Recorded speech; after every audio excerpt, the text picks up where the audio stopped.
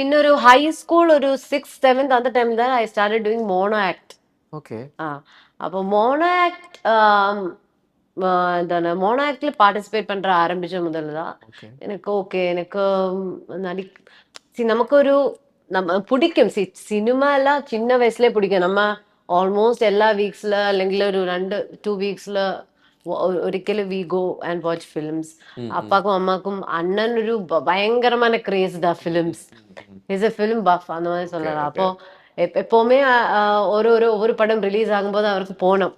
அண்ணா எப்பவுமே நம்ம ஃபோர்ஸ் பண்ணி கொண்டு போகும் தியேட்டர் அந்த நல்ல அண்ணா. மாதிரி தான்.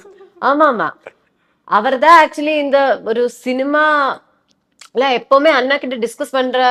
இப்போ நானும் அண்ணாவும் சின்ன வயசுல எப்பவுமே டிஸ்கஸ் பண்றது இந்த ஆக்டர்ஸ் பத்தி അല്ലെങ്കിൽ சினிமாவை பத்தி தான். அவர்கிட்ட இந்த கலெக்ஷன்ஸ் எல்லாம் இருக்கு, ஒவ்வொரு டிரெக்டர்ஸோட படம்.